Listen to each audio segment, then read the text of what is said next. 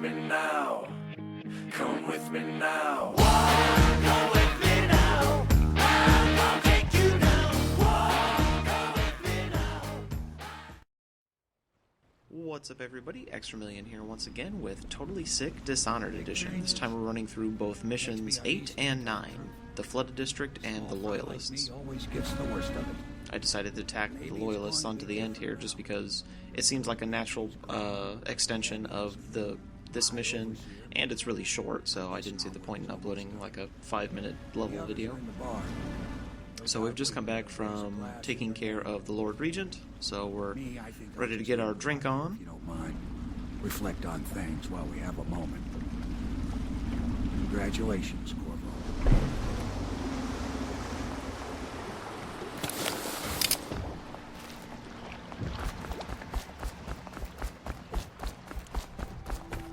Unfortunately, things do not go as planned, and wouldn't you know it, Corvo gets all roofied up by Havelock Martin and Trevor Pendleton, because they are actually in a secret conspiracy to use Lady Emily to basically be their political puppet.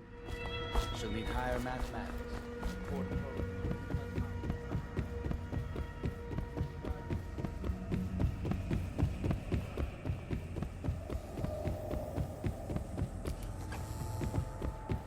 Insta-poison, when you need your effects instantly. So Corvo passes out, but fortunately he does not die because Samuel is still on your side, and he only gave you, I think, half the recommended Samuel, you move like you've been allowance of poison. He didn't give you the extra strength stuff, he gave you apparently the children's Tylenol version of the poison.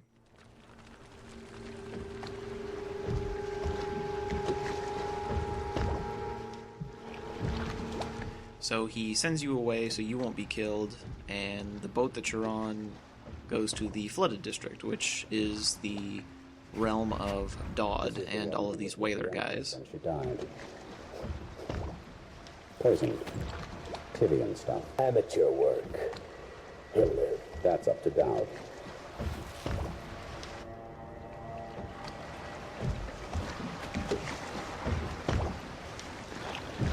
So besides the last mission, this is probably the hardest mission in the game, at least with no powers, just because there's tons of these guys everywhere, and they're hyper-vigilant, they can teleport, and it's just extremely difficult to sneak around because there are some areas that have like 5 or 6 of these guys and dogs just wandering around, so it's incredibly difficult to find a place that you can just sneak through.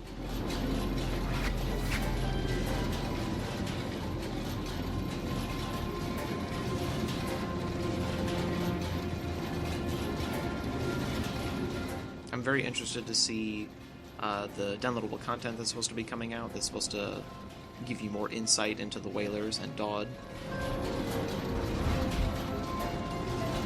Because when you actually meet Dodd again, besides this little intro right here, and he's voiced by Michael Madsen, Those marks on your hand. by the way, A gift from your friend.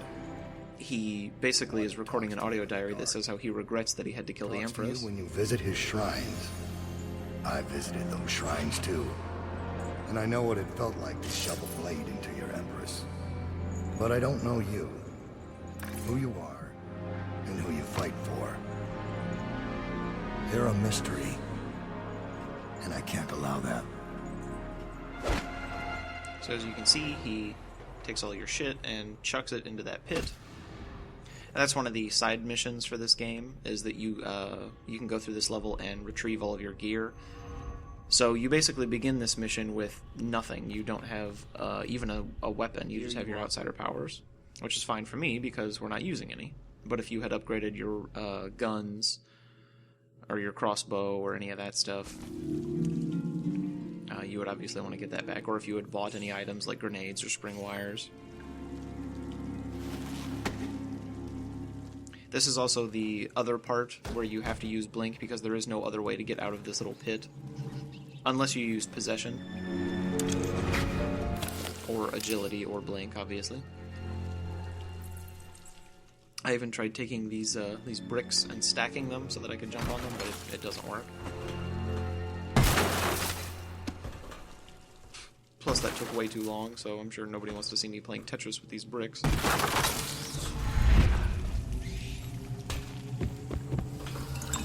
It's also nice because, as you see, I just picked up one of the whaler's swords, so you can actually pick up different weapons in this, if you don't want to pick up your own.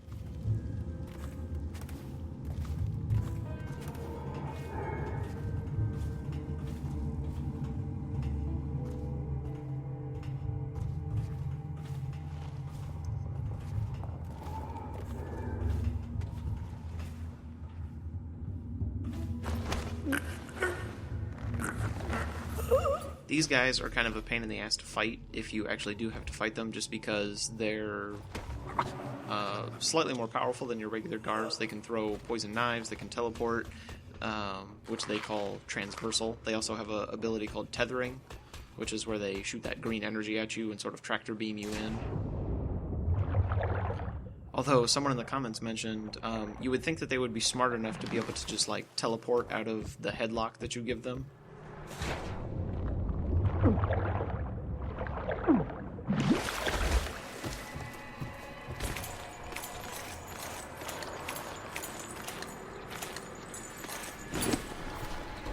Also, I like the huge flip off of this building that this guy does.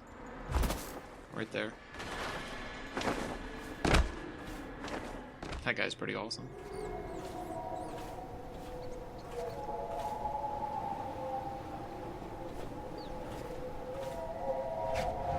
So the reason I'm hanging around here is because there are two of these guys, and they will periodically teleport to different places and then just stop and crouch like that. And they both have a key on them that will open that door at the far end. There's also one in the apartment that's just to my upper left, but you can't get in there, from here at least, without Blink.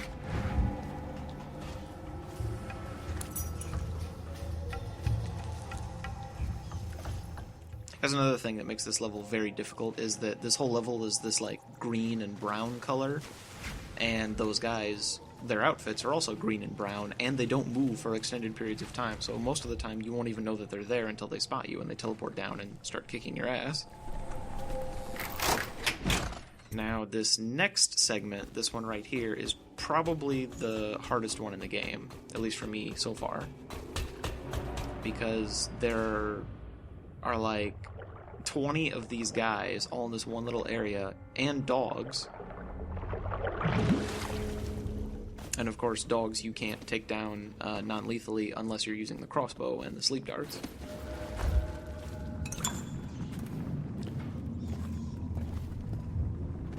So I'm waiting for this guy to walk up there. There's also a guy to my right leaning against the wall, so that's why I'm crouched for now. Then once I pass that rat, I'll stand up. And there are two dogs straight ahead of me who are scripted to stand up and start patrolling if you linger in this area for too long.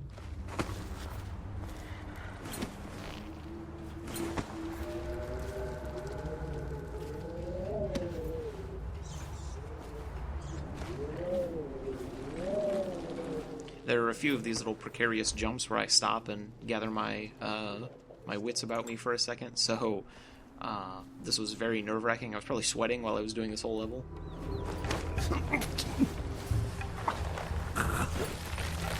It's difficult to do all of this in one take. If Dowd will not use it himself, why don't we simply cast lots for it? What I do not understand is why you are voicing your complaints to me and not to Dowd himself.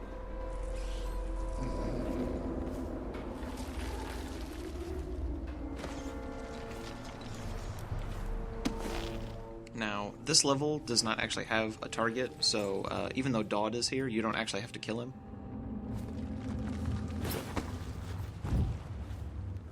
You just need to steal the key that's near him. Now, there are actually 3 guys who appear in this little busted-out shelter area, but one of them does not appear until you go near Dowd's window. I'm assuming that they meant for you to sneak around the other way and actually take out Dowd and then walk out the door the front way, and then the guard would appear. But since I did it this backwards way, he doesn't appear until I'm already through the area, which you'll see.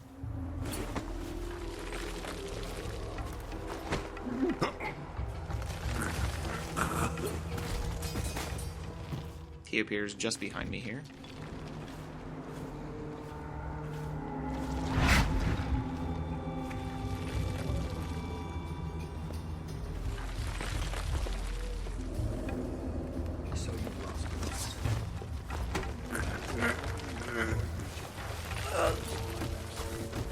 Hiram Burroughs. You small, worried man. You'll never know how many times I've thought about trying. So while Dodd is making this audio log, he'll walk back and forth basically, and that guard that I just choked out will walk back and forth. So you have several opportunities to grab that guy. Life to begin with. Laws and courtrooms and the mighty swell of public outrage. Good riddance to you, sir. Dodd is also carrying So many schemes you a had. rune on So him, many contracts. How many but you can't tell even if you use the heart, Unlike just the because I last. guess it's protected by magic or whatever. He's actually a pretty awesome villain because if you choose to fight him, he'll use bend time so that only you and he are the ones who can participate in the fight. You also can't possess him.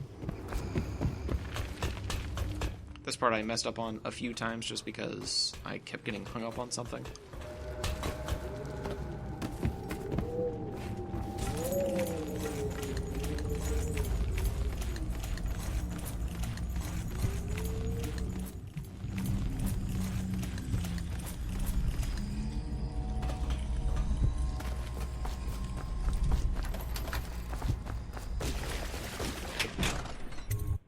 But once you're through with that, the rest of the level is pretty much a cakewalk. There's not really anything else that's too difficult.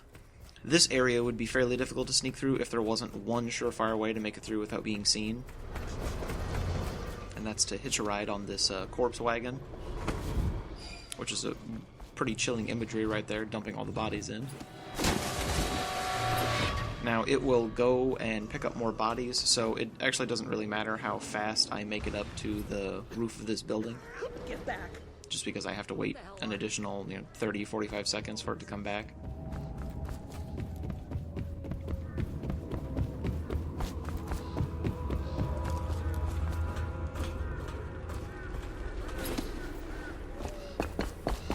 In the area beyond these buildings, there's a bunch of bombed out ruins of buildings and tall boys everywhere. So it's obviously, more prudent to just take this way than to try to sneak past them all.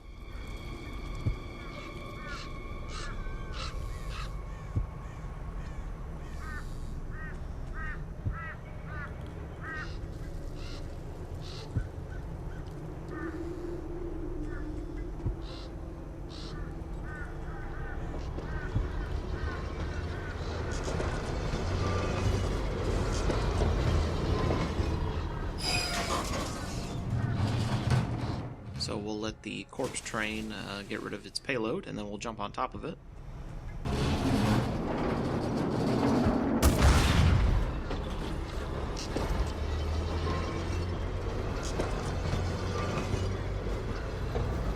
Just remember to jump off before it goes through the wall of light.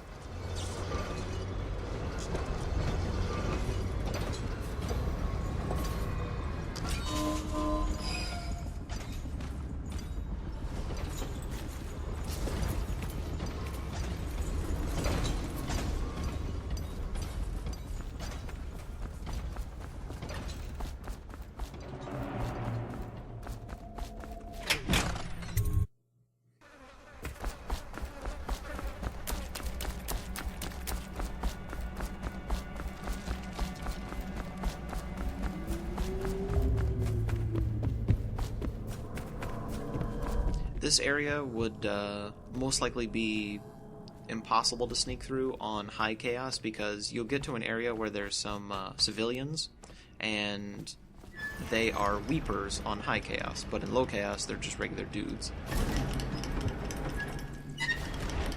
And there are tons of them. This is also the area where you would meet Slackjaw and Granny Rags if you did all the Granny Rags and Slackjaw missions. But obviously, since I didn't, I don't need to steal the key from them, and this gate is just unlocked.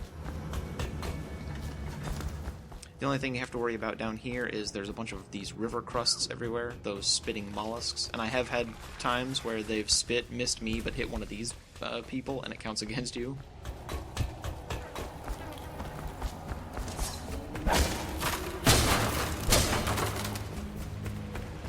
Also, these things do a ton of damage.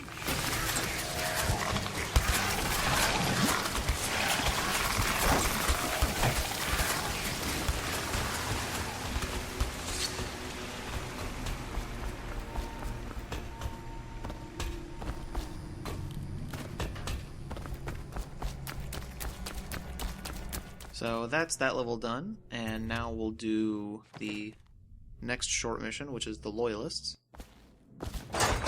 The gist of this mission is you basically just need to find out where Havelock has taken Emily, and then call Samuel's boat, and then you'll just be on to the last mission.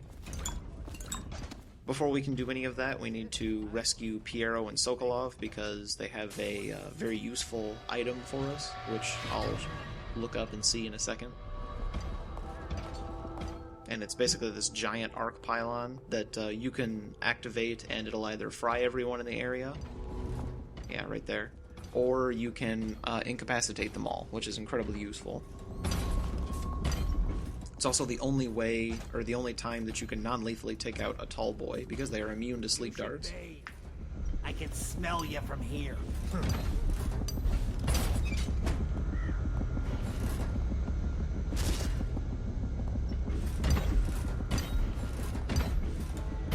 So like I said, this mission is fairly short. The majority of my time is actually spent on this street waiting for all 5 of these enemies to get into their correct position. As you can see, there's one guard up on the left there, there's one guard to my lower left, there's these 2 guys on the street, and then of course there's the tall boy. The area I'm trying to make it to is that little vent in the street.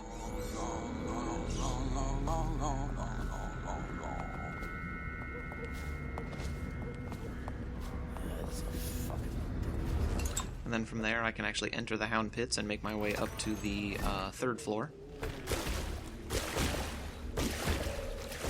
Piero and Sokolov are holed up in Piero's workshop. So you just basically have to make your way there. Luckily they have all the windows and doors shut, so once you're inside you can just wander around freely. You don't have to worry about being seen.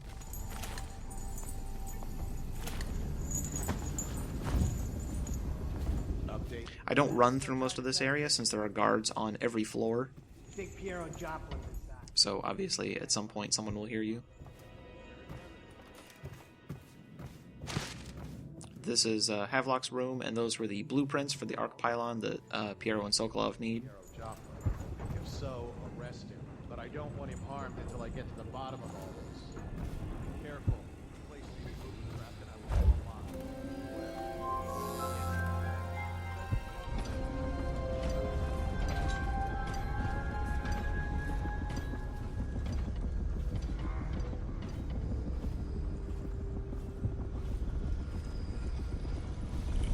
It's refreshing to converse with someone on my own. I couldn't agree more. Your expulsion from the academy was a crime against natural philosophy. Which you might have pointed out at the time. Corvo, good to see you. With this device we can send. I've attuned it so that you make... Astonishing.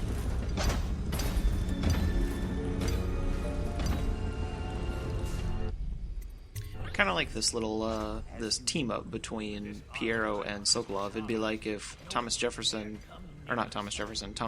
rather, stopped being such a huge asshole and teamed up with Nikola Tesla. Actually, Thomas Jefferson and Nikola Tesla would be pretty awesome, too.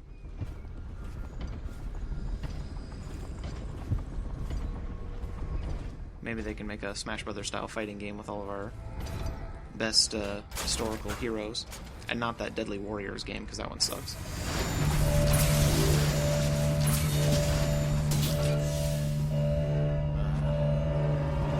So once you activate the pylon, every enemy in the entire area is incapacitated, so you're free to move around and do whatever. It functioned beyond my greatest expectations. It defies description. A device like this will ensure Dunwall's... So we'll go in here, talk to Callista, summon Samuel, grab the document that gives you Havelock's whereabouts, and then we're pretty much done for the level. Then they took Emily with them. On High Chaos, Callista is dead. Anything to protect her. Please find her. I think it says that the only reason that Havelock didn't kill her is because he says he owes a debt to her uncle, Kurnow.